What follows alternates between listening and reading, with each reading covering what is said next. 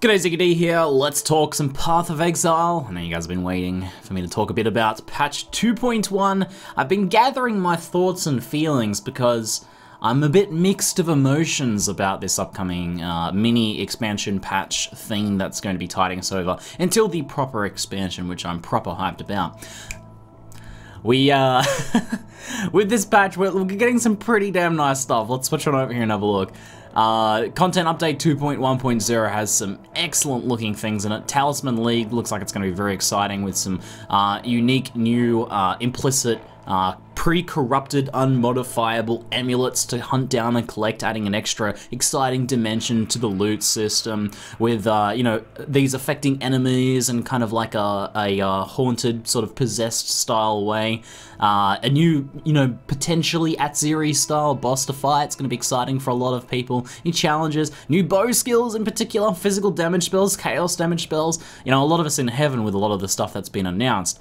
And even the balance patches or the balance changes that have been proposed, improvements to spell damage progression, making it more competitive at endgame, major improvements to melee splash, buffs to leech, Surgeon's Flask being nerfed, a lot of like mana fixes, a lot of bow fixes, early game bow fixes, flame totem, you know, probably needed nerfs, and some really cool stuff, especially one that I'm particularly excited about is Searing Bond not counting as a totem towards your totem total. So, you know, you can have a single free Searing Bond totem, which means without Ancestral Bond, you can have a Searing Bond plus a Flame totem or plus a Flame Dash totem without going Ancestral Bond, and then if you go Ancestral Bond, you can have 3 totems. Some pretty cool stuff in here, guys. But the passive tree has got me in two minds. When I looked at it the first day, when I looked at some of the changes, my first impressions were pretty good, but the more and more time I spend on it, and the more I try and plan builds on it, the more and more I realize that it's in some ways more of the same, in some small cases aggravating existing issues, and certainly in many cases not fixing any existing issues. So a lot of the changes just kind of seem like cursory, just you know, let's just kind of mix some shit up and not really achieving anything good.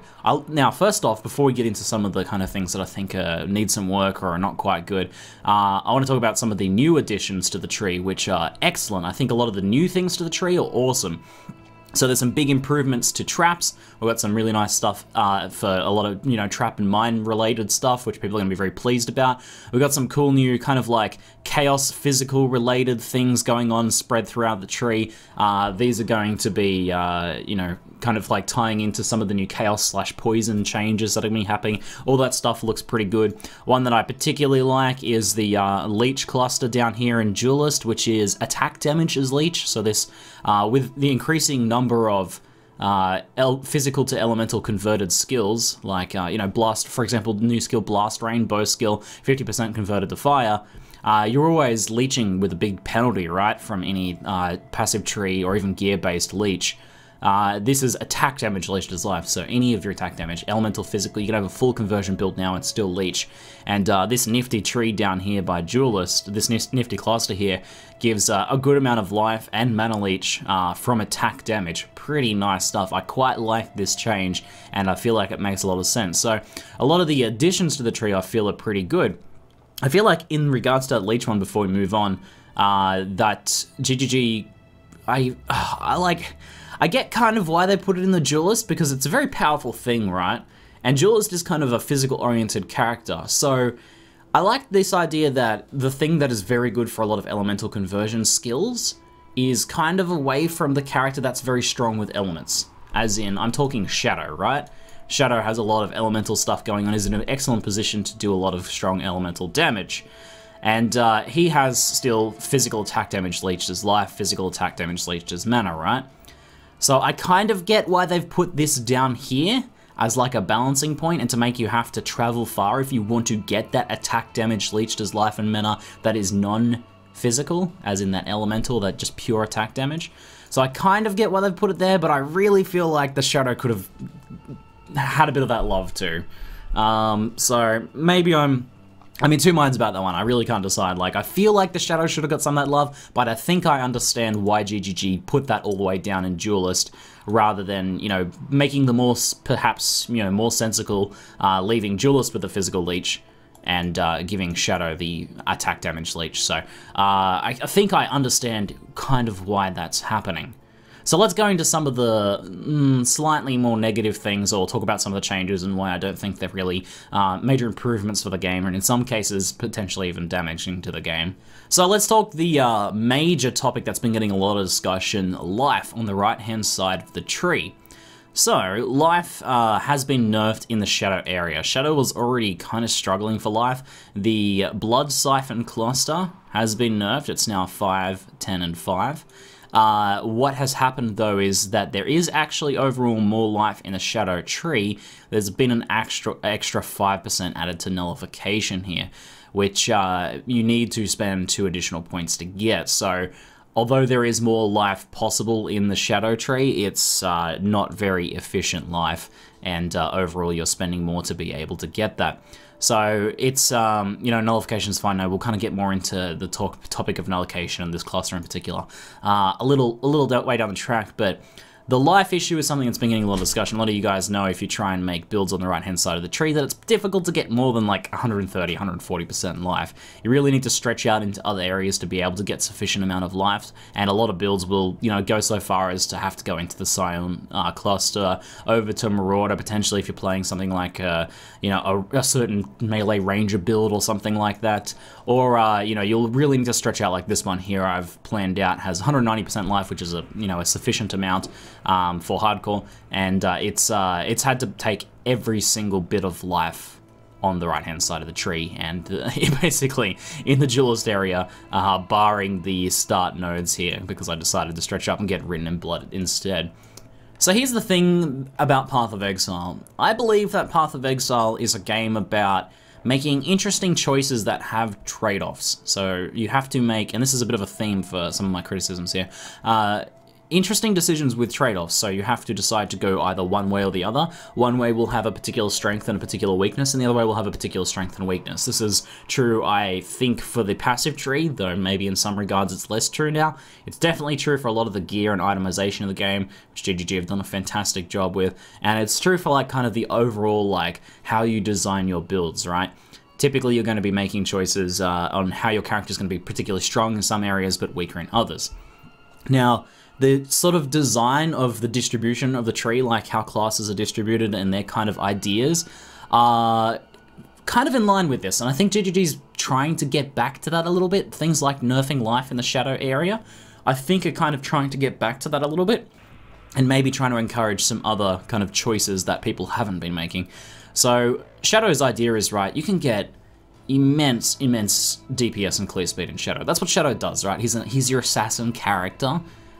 Now, this isn't a game where you can sneak around and assassinate people, so there's some kind of differences there to what you would normally say about someone who's like stealthing up and backstabbing someone. That's not really what Shadow does in Path of Exile. It's not really how the game plays out, but nonetheless, Shadow is a very high DPS character with access to a lot of crit, a lot of damage, just a lot of good stuff to be able to have immense amounts of clear speed, and with the upcoming ascendancy trees, it looks like it's going to be more true than ever. So it would make sense that if you were to choose to make a Shadow under the design kind of premise of Path of Exile, that you would be opting for massively increased damage at the cost of less survivability, less life. So on that kind of premise, the life nerfs make sense. The thing about Path of Exile is, though, that life, that doesn't kind of really work, right? Because if you do that, even in softcore, and you have 140, 150% life, then you get to a tier of map where, you know, things just start to insta-kill you. You just start to die instantly, and you don't have such a, you don't have like the ability to stealth and sneak up on these things or anything like that. You kind of just get one shot by Rakangos and in like, you know, mid-high maps. It just becomes unfeasible in softcore, and certainly in hardcore your options become incredibly limited in hardcore. And it's getting to the point now where because life is such a fundamental part of every character, regardless of your other trade-offs that you're trying to make, damage and different types of survivability, that you kind of end up losing actual options, I think is what I'm trying to say.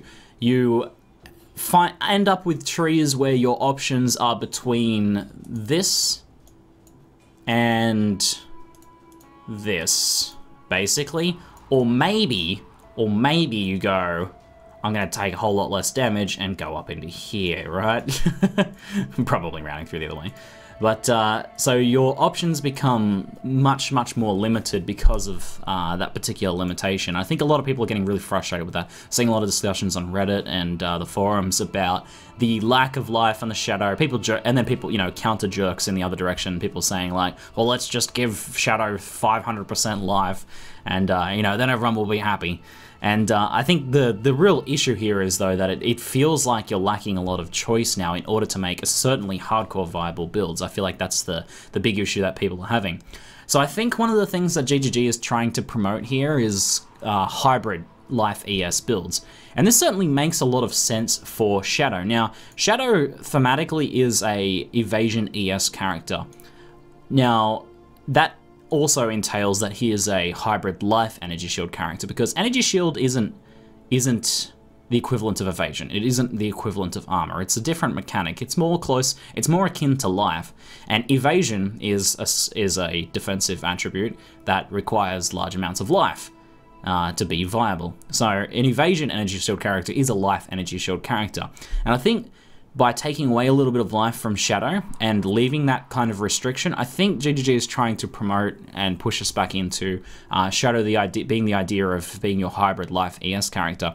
And we're seeing things like Nullification with its added life now, it being a energy shield evasion life node, kind of promoting that idea. It's one tiny little factor. I don't think it's enough. I think there are also some potential fundamental mechanics issues with playing hybrid life ES characters, but I think that's what they're trying to promote. And I think I actually welcome that as a potential solution with some significant improvements. Because, as I'm saying, if you're trying to play a life Shadow now, and if this idea is that the Shadow you're sacrificing survivability, you know, life-wise, to be able to make a much higher DPS character, then perhaps you have another mechanic that allows you to, because we can't stealth right, maybe energy shield is that mechanic, that extra mechanic that a Shadow can have. He can be a life-based character with an extra energy shield on top that allows him to kind of, you know, get the jump on enemies, but once he's taken too much damage, he kind of has to book out, and that's the sacrifice of playing a Shadow-style character. And that actually, to me, makes a lot of sense. There's definitely not enough to support that, though. There needs to be some more fundamental changes, I think, and improvements to life energy shield, probably a topic for another day, and a bit more on-tree support for that than just this. Kind of frustrating if you're, like, I'm thinking now, alright, so maybe I want to plan some life energy shield hybrid Shadows, right? Kind of frustrating then that we basically have this in the Shadow area, and then we have to go here and here, right? I guess it makes sense that, you know, energy shield character, evasion character, like, maybe, like, the problem is, Shadow is the middle point between energy shield and evasion. Why doesn't he have access more, you know, more directly, more immediately? Why aren't these energy shield life nodes? Right? We're seeing some pretty cool stuff around, like physical chaos, energy shield life. Why aren't these energy shield life nodes? I mean, your characters that are people that are just playing life-based builds are still just going to take those for the life. But if you add energy shield on top of that, then that's really honing in on the idea that perhaps the answer for Shadow is to be hybrid life energy shield. Why isn't there actual life energy shield in this Shadow area here? Why do we have to go all the way up into the Witch area? And fuck, if you're playing like if you're trying to play like some sort of bow character or something like that, then you don't want to be up there that much. Like, stretching up here is my limit, and I'll do that. And I don't know, it's not really enough to consider yourself much of a hybrid build. What we got, 40% ES? I don't know, guys. So now let's talk about a more fundamental kind of aspect of choice and how I think it's being diminished further in the redesign of particularly the Shadow start area, right? So Shadow start area was always pretty good. If you went in there as like a bow character in particular, you would often kind of, you know, go through the projectile stuff. You'd get all this, you get the crit from here. You go up, maybe you'd get the elemental damage depending on your build, maybe not. But it was always pretty good. It felt like if you go into Shadow, you're going to be getting quite a significant amount of Shadow. That's worse. Like, I consider that to be a pretty negative thing. As I said, this is a game where you have to make interesting decisions. You know, do I go for this item with this positive and drawback, and do I go for this item with this different set of positives and drawback? And I really like on the tree when you have to stretch a little more significantly, you have to invest a little more significantly for bigger, more significant payoffs with more significant drawbacks. the design and kind of like streamlining a lot of the start areas, we're seeing this in Ranger a bit too, but I think Shadow is the best case study of it, is that there's not really any interesting decisions here, because a lot of these are like, you know, it's like, well, it's 1 point, I might as well get that. This is 2-3 points. Like, it's all pretty reasonably efficient stuff to the point where there's not really interesting decisions there. If you touch this node, then you get all this stuff, right? Like, you get all these things if you touch that node. And I think that's worse now with the kind of like the redesigning of that. We've seen that a little bit with Aspect of the Eagle as well. I think Aspect of the Eagle was terrible before, but I don't know if removing one node from here was the answer to that. I think having the higher investment was preferable, but the Aspect of the Eagle node itself should have been more, you know, more significant, a buff in one particular area, right? Rather than just being generically good and to the point where it's kind of really hard to nail in on this topic, but I feel like when I plan a lot of builds now, and this has been getting worse and worse over time, that the builds are planning themselves. Maybe it's a byproduct just of having played the game for a long time, and maybe I'm getting stuck in like repetitive thinking with build planning, but I feel like the tree is just being like, well, now it's obvious that I get all this, and now that I'm here, it's obvious that I get all this, and now that I'm, you know, now that I'm here, it's obvious that I get all these things. Like, it's becoming too obvious, and it doesn't really feel like there's a lot of choice there in that regard. Obviously, you still have the big choices to make, right? Like, crap, man, if I want to play like a Lionize 4 build, then I can make a completely different decision in how I play my build. There's still like the obvious big choices there, but I feel like the little choices are being taken away and being streamlined away. I don't know. I'm curious what you guys think about that topic in particular, because it's one that's kind of confusing me a little bit in my mind. It's a bit conflicting, but I feel like that it's becoming so much more obvious now. A lot of the kind of like streamlining of these trees, especially these start areas, especially this shadow start area. I think the final point I want to make here is kind of just a bit of a humorous one, I guess. A little less serious, but still, what the hell is going on with this cluster, man? Like I said, you know, like, I kind of get what they're trying to maybe do with nullification, and I understand that. But what the hell is going on with this node, right? This is something else, man. This is something else. So, Sniper is now on the same cluster as Nullification, yeah? So, this is just like, I don't know what happened here, guys. It's alright, how do we explain this, right? You know how we have like kind of like strong themes of clusters? Clusters have a particular theme to them. They have 1-2 stat kind of concepts that they play around with. Let me just pick something at random that I don't even know. Claw damage and accuracy, here we go. Claws are heavily related to life leech, so we have some of that. We have some nice claw buffs, all related to claws, all related to daggers. You know, physical damage, we've got bow and move speed, so this is your go fast bow cluster. Like, there's pretty strong theming to a lot of these clusters, and kind of like a strong feeling of design. I don't know what this is, though. Evasion, energy shield, life, or resist. Then projectile damage, projectile speed. Like, this is the only... I don't think I've ever seen anything like this in Path of Exile's history. I just kind of... I think I'm just going to point that out. I mean, it's not like this is a major issue for the game or anything. It just puzzles me. It just puzzles me, guys. And I don't know, maybe it puzzles you too. If you know the answer to this puzzle and how to put its pieces together, let me know. I get that, you know, alright, this is the hybrid bow build cluster, maybe? Or the hybrid EK build cluster, I guess. I don't know, I just thought it was a bit of an interesting cluster, guys. Let's go with the word interesting. So, my overall feelings are, I do really like some of the new additions to the tree. I just feel like a lot of these changes to the start areas are attempts to achieve certain things. They are nowhere near achieving the things that I think ZiggyD is setting out to achieve, and it kind of just ends up feeling like it's just kind of changed some shit around so it looks a little different.